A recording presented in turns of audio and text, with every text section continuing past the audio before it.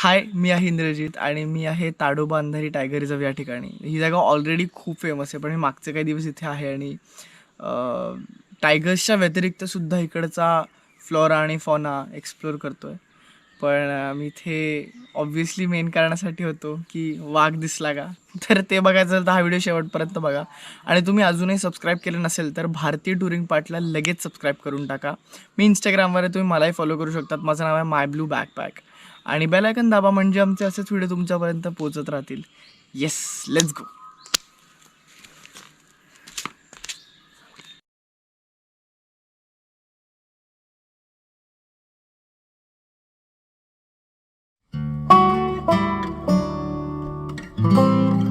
आज आमची safari core झोनमध्ये आहे. काल रात्री थोडा पाऊस पडल्यामुळे आज हवा गार आहे आणि ज्या प्रकारे उजाडत चाललाय त्या प्रकारे मोहर्ली गेटवरची वर्दळ पण वाढतीये. आमची राईड सुरू होण्याच्या 5 मिनिटा आधी एक गंमत घडली आहे.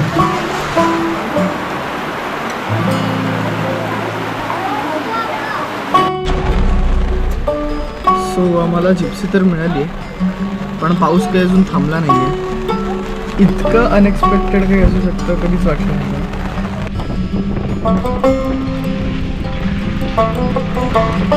जसजसा पाऊस निवळत होता तसतशी जंगलातली हालचाल वाढू लागली. गाईड्सकडून कळलं काल संध्याकाळी एका पाणवठ्याजवळ टायगर सायटिंग झालं. ओल्या कच्च्या वाटेवरून सगळ्या जिप्सीज त्याच दिशेने धावत होत्या द बिग कॅट बघण्यासाठी. आत्ता कॉलिंग झालंय म्हणजे जेव्हा वाघ येतो तेव्हा आजूबाजूचे जनावर म्हणजे लंगूर किंवा मोर किंवा हे बार्किंग डिअर सांबार ते आवाज करतात एकमेकांना अलर्ट करायला की भाई वाघ इकडे, आवरा जरा सांभाळून. तर ते झालं इकडे, म्हणून सगळ्या जीप्स थांबल्या आहेत. पण एक यांच्याबद्दल गंमत अशी आहे की तुम्हाला समजा लेपर्ड किंवा टायगर एकदा दिसतोय याचा अर्थ त्याने तुम्हाला किमान 10 वेळा तरी बघितलं असणार आहे, कारण आपल्यापेक्षा सगळ्यात जास्त वेळ ते असतात.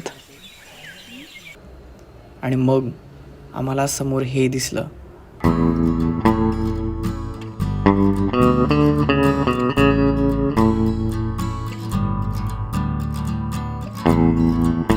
लेपर्ड दिसणं तसं रेअरच असतं आणि पहिल्याच सफारीत आम्हाला तो दिसला. या बाबतीत आम्ही खूप लकी होतो. आम्हाला फायनली लेपर्ड दिसलेला आहे. सो जे एक फील असतं की आम्ही सगळ्या गाड्यांना जाऊ दिलं आणि त्याच्यानंतर थोडा वेळ पेशंटली वाट पाहिली आणि फायनली त्या लेपर्डने जिथे त्याला जायचं होतं तिथे क्रॉस केलं. ते लेपर्ड मज्जा येते लोकांना फोमो देणार.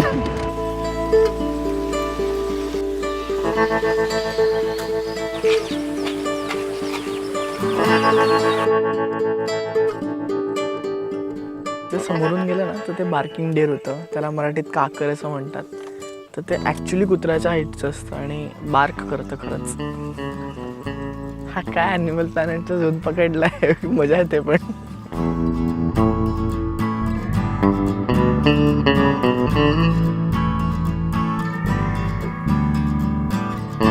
मला सांग, मॉनिटर लिझार्ड का म्हणतात?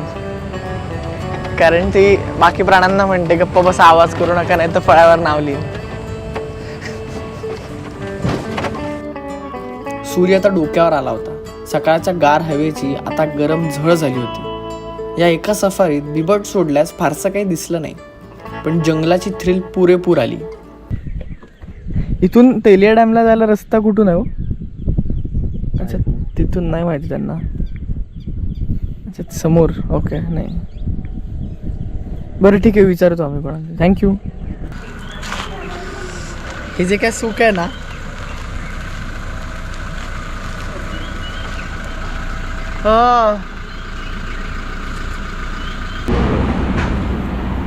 इथे नागपूर साईडला येऊन तर्री पोहे खाल्लं नाही तर एक खूप मोठं पाप आहे. तर आज नाश्त्याला तर्री पोहे आहेत, ब्रेड बटर आहे आणि मी जरा चटणी घेतली. तर मी एक्सपेरिमेंट करणार आहे तर्री पोहे आणि चटणी अशी.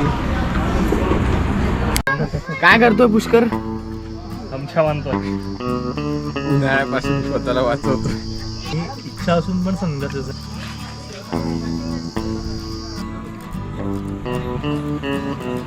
दुपारची सफारी सुरू होतीये बफरमधल्या जुनोना गेटमधून. ताडोबा अभयारण्याला इतर जंगलांची कनेक्ट करायला फारसे कॉरिडोर्स नाही आहेत, त्यामुळे ॲनिमल मुवमेंट होत नाही.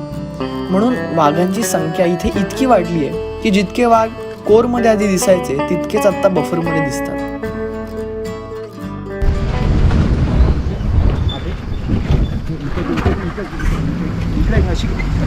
वाघ बघायचा आहे का? याच्यावरच करत होतो.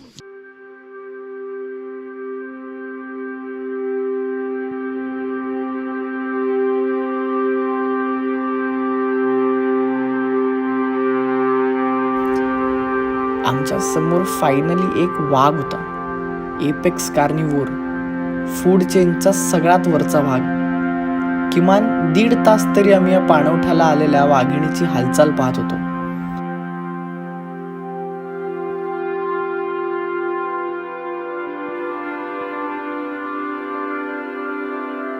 वाघ हा मुळात पळून शिकार करणारा प्राणी आहे. म्हणून मध्य भारतातला हा सखल परिसर या प्राण्यासाठी उत्तम आहे. त्यात उन्हाळ्यात जनावर पाणवठ्याला येतात म्हणून टायगर सायटिंगची शक्यता पण जास्त असते. पहिल्यांदा वाघाला झूच्या बाहेर त्याच्या ॲक्च्युअल घरात पाहून खूप भारी वाटलं. सो ह्या टायगर्सची एक बेस्ट गोष्ट अशी असते की आत्ता हिला 2 कब्ज आहेत. तर हे एक सब ॲडल्ट होईपर्यंत ते त्यांच्या आईसोबत राहतात. आणि वाघ किंवा म्हणजे मांजर कॅटेगरीतले बरेचसे प्राणी हे टेरिटोरियल आणि तसे सॉलिटरीज म्हणजे एकटे राहणारे असतात, तसे कळपात नाही राहत. तर एक थोडे त्यांचे कब्ज मॅच्युअर झाले की तीच त्यांना हाकलवून द्यायचे की जा आता तुम्ही तुमचं इंडिपेंडेंटली तुमची टेरिटरी बनवा आणि तुमचे कंपॅनियन्स शोधा.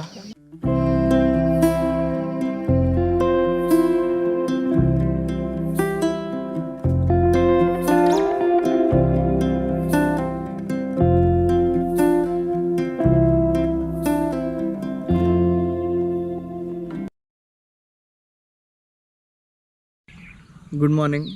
आज ताडोब्यात आमचा दुसरा दिवस. तर आम्ही जे थांबलो आहे त्या जागेचं नाव आहे रॉयल टायगर रिसॉर्ट. हा जो विदेश आहे हा जो आता त्याच्या चहाची वाट बघतो सकाळच्या त्याचा रिसॉर्ट आहे. तर खूप शांत जागा आहे आणि मोहर्ली गेट आहे त्याच्या अगदीच लागून ही जागा. आणि यांनी आम्हाला बऱ्याच ॲक्टिव्हिटीज क्युरेट करून दिल्या होत्या. म्हणजे मला इतकंच माहिती होतं की ताडोबा म्हटलं की लाईक जिप्सी सफारीज असतात आणि एकच जंगल असतं तिथेच तर फिरायचं असतं. इतकं बेसिक होतं माझं ज्ञान. तर इथे अजूनही खूप ॲक्टिव्हिटीज आहे जंगल एक्सप्लोअर करायला. तर त्या आम्ही आज करणार आहोत. काही होत नाही बे. अबे एकदाच आहे तसा. तू ताडोबाला किती वर्षांनी आलाय? आम्ही याला फक्त कन्व्हिन्स करतोय की थांब, पण हा ऐकत नाहीये. तू किती वर्षांनी आलाय? करशील, बसशील, मग सगळं पाहशील काय?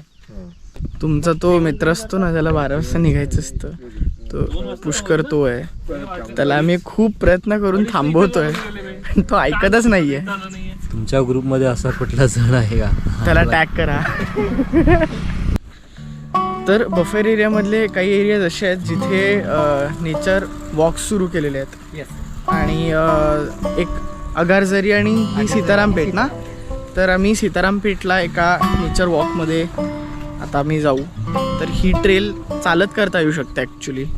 आणि ते काका एकदम सटली बोलले की हे का काठ्या वाघांची मुवमेंट दिसली इथे, तर म्हणून जरा थोडीशी वाटली पण आहे.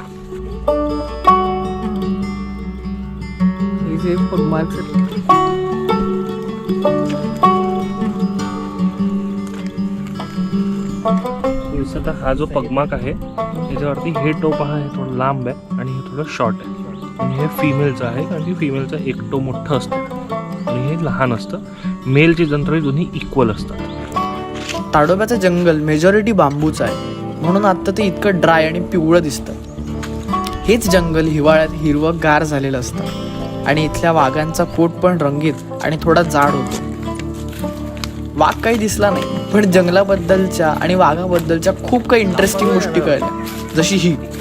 म्हणजे वाघाचं एक वैशिष्ट्य राहतं की जे सेन्सिटिव्ह एरिया म्हणजे भाग राहतं मनुष्याचं किंवा कोणत्याही याचं, तो जास्त करून खात असतो. सगळ्यात पहिले सामान गायब होतं. हा, सगळ्यात पहिले सामान. बापरे.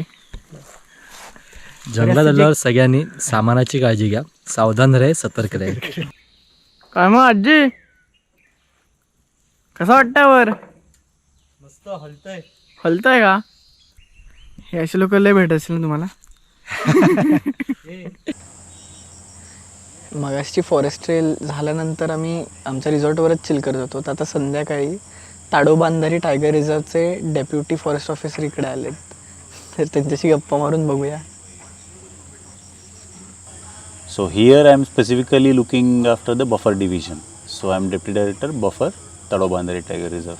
We have taken many measures in buffer, like compared to territorial regions, we don't have much conflict. Even if it's there, like everything is under control. Conflict as in human Human-wildlife conflict. So we have formed primary response team in each village. So we have employed 5 people from each village, youths especially. And the villages will respond well if their own people are doing it. So they will also support. Whenever you have come to Tadoba, experience the buffers, because our buffers are not like other this one. It's as good as core, number one. Number two, apart from safaris, enjoy your other activities from Machan to cycling to this one, so that you get to see, you get to experience jungle in a different way. And third, our buffers are all manned by local people. Department is only a regulator here. ते जे deputy officer त्यांच्यावर गप्पा खूपच interesting होत्या. थोड्याने गेले आणि आम्ही इथून निघालो आहे. काही प्रोटेक्टेड फॉरेस्टचे पॅचेस आहेत, तिथे त्यांनी मचाण आणि लॉगटचे स्टेज केलेत, म्हणजे तुम्ही रात्री येऊन तिथे राहू शकतात. तर जंगलामधली रात्र काय असू शकतं ते एक्सपिरियन्स करायला आम्ही आज आमचे डबे वगैरे पॅक केलेत सगळे, आणि विद्येश आम्हाला जंगलात सोडून येतो लिटरली.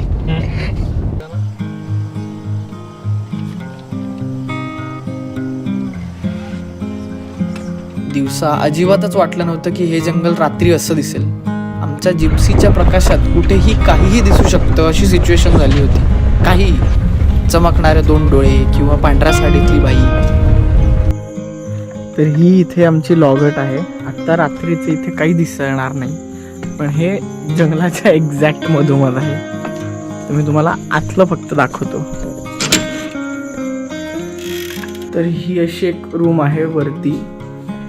याच्या खाली पण अजून जागा आहे थोडी. तर तिथे आमच्याबरोबर जे गाईड आलेत ते आणि काही केअरटेकर्स आहेत ते तिथे राहणार आहेत. आणि लॉगट म्हणजे मला वाटलं की असं एक मेकशिफ्ट घर असेल, पण हे अगदीच प्रॉपर बांधकाम आहे. म्हणजे इवन वॉशरूम सुद्धा एकदमच लेजिट आहे.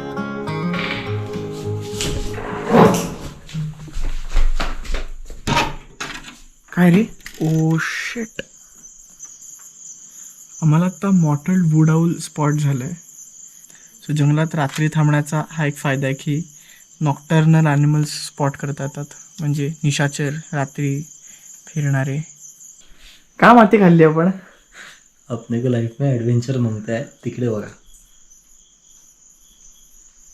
आणि ह्या लाईटाला इतके किडे आलेत. एक बेसिक गोष्ट करायला पाहिजे होती, आपण दरवाजा बंद ठेवायला पाहिजे होता.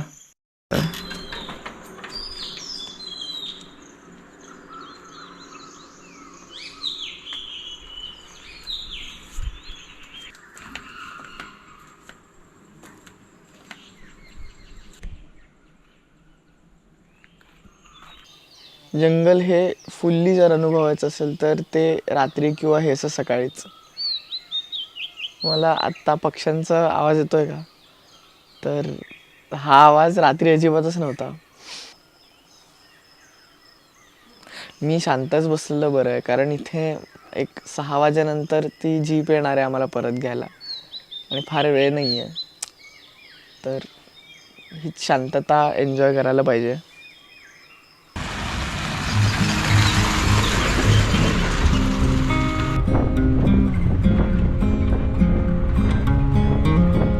तर आम्ही परत आलो आहे त्या गेटवर. इथून आम्ही जाऊ रिसॉर्टला आणि तिथून नागपूर कट्टू घरी. तर येस, हा व्हिडिओ तुम्हाला कसा वाटला तर ते प्लीज आम्हाला कमेंट्समध्ये सांगा, कारण आमच्यासाठी एक्सपिरियन्स अशक्य बाब होता.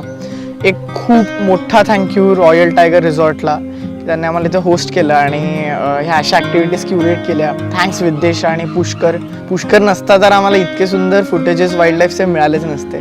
तर तुम्ही समजा तुमची ताडोबा ट्रिप प्लॅन करत असाल तर रॉयल टायगर रिसॉर्टमध्ये अगदीच थांबा. त्यांच्या वेबसाईटची लिंक मी डिस्क्रिप्शनमध्ये दिली, तर डू चेक देम आउट. आणि मेन म्हणजे भारतीय टुरिंग पार्टला तुम्ही अजूनही सबस्क्राईब केलं असेल तर ते आत्ता करा, आणि लाईक करा, व्हिडिओ शेअर करा, सो दॅट आपण कनेक्टेड राहू. मला तुम्ही इंस्टाग्रामवरती पर्सनली फॉलो करू शकतात. माझं नाव आहे माय ब्लू बॅकपॅक. आणि येस भेटू पुढच्या व्हिडिओत. बाय.